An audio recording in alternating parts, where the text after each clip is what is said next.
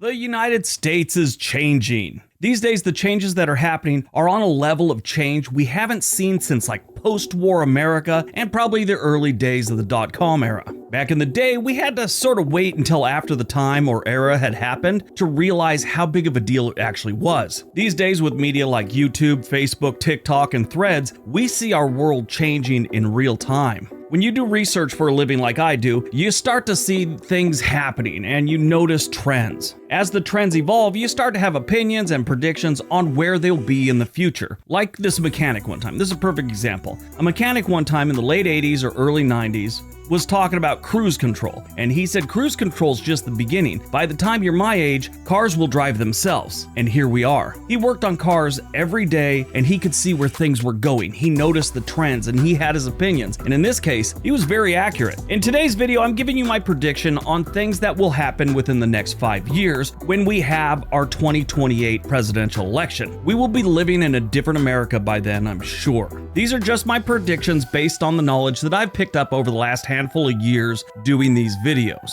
If you see things differently, I would love to hear about it in the comment section below. What predictions do you have? Which ones do you think I got wrong? These aren't facts, this is just a conversation. Alright, here are the things I think will happen by the 2028 election. Got it? Get it? Good. Let's take a look.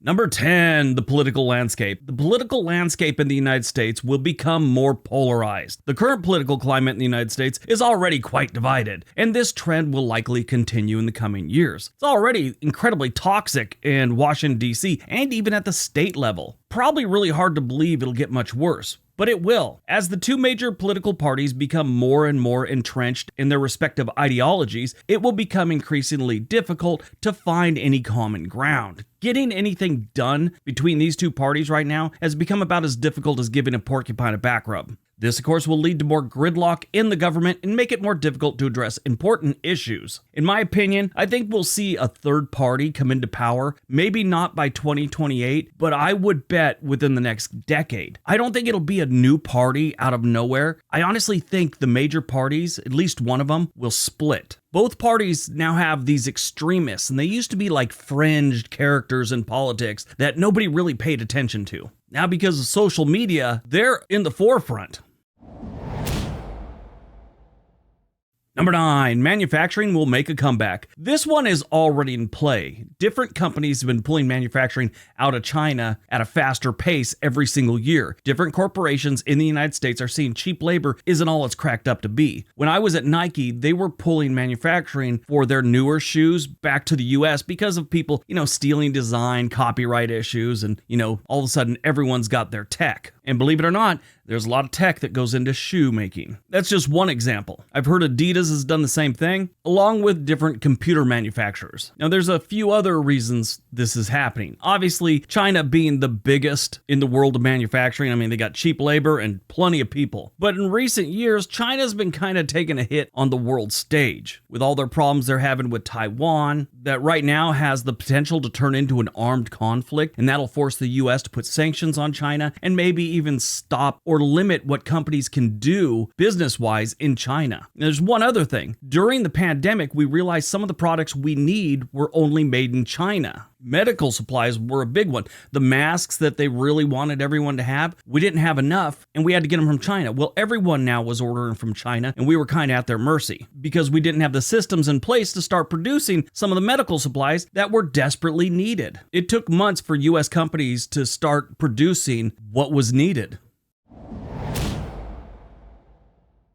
Number 8, the US will become more diverse. The United States is already a very diverse country, and this diversity is only expected to increase in the coming years. As more immigrants come to the United States, the country's population will become more ethnically and racially diverse. This could lead to challenges such as language barriers, cultural clashes, but it could also lead to new opportunities and a more vibrant society. Number 7, the environment will continue to deteriorate. Climate change is already having significant impact on the environment, and this impact is only expected to get worse in the coming years. There's still a lot of people out there that don't believe this is happening at all, but statistically, and the math is there, it is happening. The only thing that's up for discussion is how much of an impact humans are having on the natural climate change. And I get that we've had climate change since before the dinosaurs. But this time around, we have giant cities on the coastline. And as the water rises, these cities will be affected in a big way. Is this going to happen next year or next 5 years? No. Will Miami be underwater by 2028? Absolutely not. If that does happen, in worst case scenario, it'll be like 80 years from now. Whenever you bring that up, someone's got to bring up the fact that Obama bought a coastal piece of property. Like, that's their defense. If the water's rising, why'd Obama buy beachfront property? Because it'll be 80 to 100 years before his property is underwater at a worst case scenario. He won't be here then. None of us will be.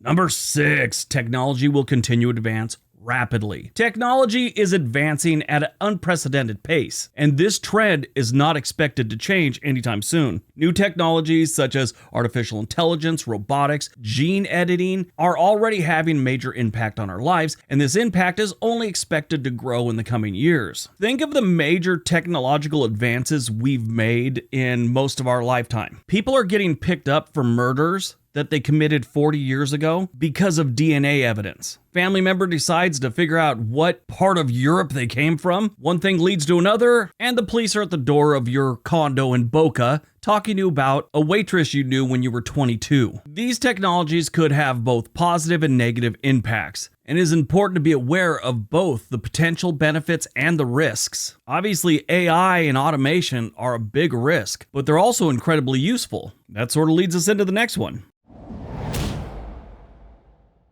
Number 5, the job market will continue to change. The nature of work is changing rapidly, and this trend is not expected to change anytime soon. The automation of many jobs is already underway, and this could lead to widespread job losses in the coming years. But at the same time, new jobs are being created in the technology sector and other industries, normally to work on automation and AI. This also has a great potential to lead to a more uneven distribution of wealth, as those with the skills to succeed in the new economy will do so, while others who are left behind could struggle. I'm kind of the exception to the rule because I'm very involved in tech, but I'm in my 50s. If this all went away tomorrow and I had to re-enter the workforce, and all they got are jobs working with robotics and AI, I'm screwed. But I honestly think the job market in the United States by 2028 will be extremely different than it is today. I honestly think car salesmen will be a thing of the past by then, if not soon after. Just one example. I mean, last car I got, I went in and told them exactly what I want. Actually, I got online, told them what I wanted. They had it there. I went in, signed some paper, problem solved.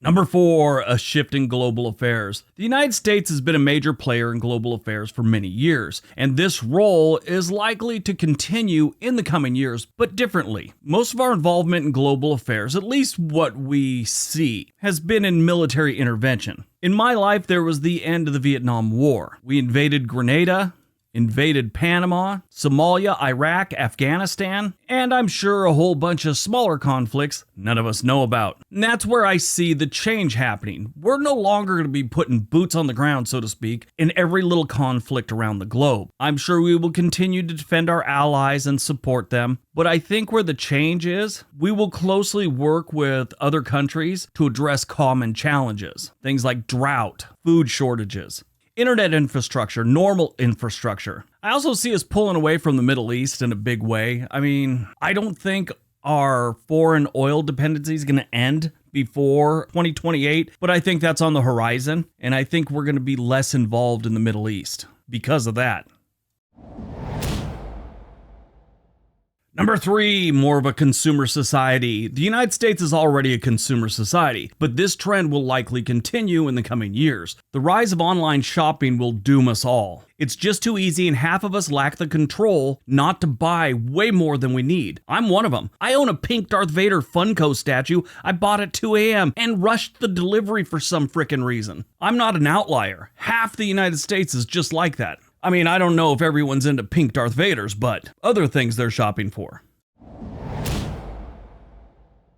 Number 2, we'll become more of a service economy. The United States traditionally has been a manufacturing economy. Sure, China got a lot of our manufacturing, but we still had a ton. Like I said earlier, some manufacturing's coming back, but it's never going to be at the levels that we had it back in the 1950s and 40s. And the manufacturing jobs that do come back, a lot of them will be automated. And this will put more and more people into service and creative industries, mostly service. Mechanics, electricians, plumbers, healthcare, automation repair guys. Machines will replace a lot of us, but someone's got to keep those machines going. We haven't got to the point yet where they're fixing themselves, past a computer, defragging the hard drive and getting rid of viruses. I'm sure someone's going to have some other examples and try and prove me wrong, but on a grand scale, machines aren't fixing themselves yet. In my opinion, I think the future for most of our kids or our grandkids will be in industries like plumbing, electrical, healthcare. Those industries will need bodies, and in most cases, they're really not a bad living at all. One thing a lot of people believe will go away is truck driving. I don't think that's really a thing. I don't think delivery service is going to be automated anytime soon,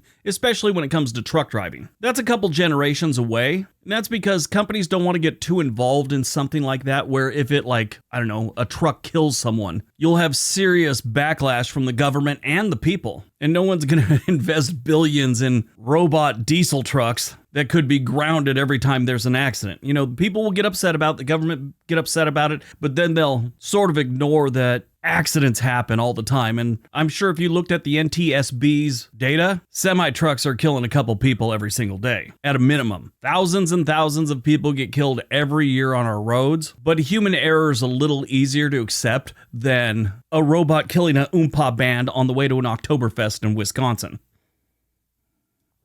All right, before we get to number 1, we have a new YouTube channel. It is called The Sweet Life for Briggs. The video that's up there right now explains what's going on with it, but it's all about traveling on cruise ships and in hotels and staying in the nicest rooms. And I'm paying for all those rooms, so I'd appreciate if you went over and subscribed. All right, on to number 1.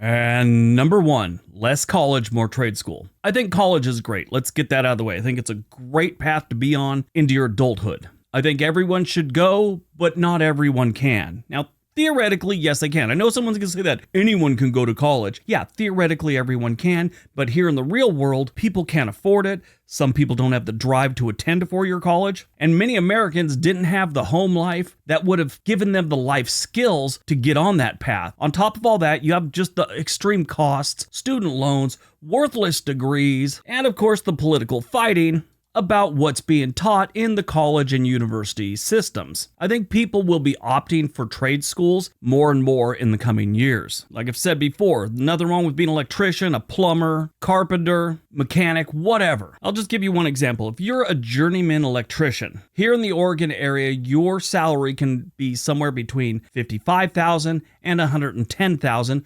according to Glassdoor. In states like Mississippi, that's $45,000 to about $85,000. In Mississippi, that is not bad money. If you start your own electrician business, you could make even more. I can't tell you how many people I worked with at Netflix that had 4-year degrees and they were working at Netflix. I can't think of one I ever worked with that went to a trade school, was working at Netflix, or any call center. Don't get me wrong, if you do college, that's great. I just think too many people go to college, they just do it because that's what they were told. That's what you do. You go to college. Then they get out and they do nothing with the degree and they're in debt. I think for many years we were force-fed just the rose-colored glasses version of what goes on in college and what happens afterwards. I think all those are going to lead more people to trade schools, and I honestly believe universities will see a drop in attendance. Now, this one I think has the biggest potential for me to be 100% wrong, but I also think it has the potential to be one of the most impactful. That's why it's number 1.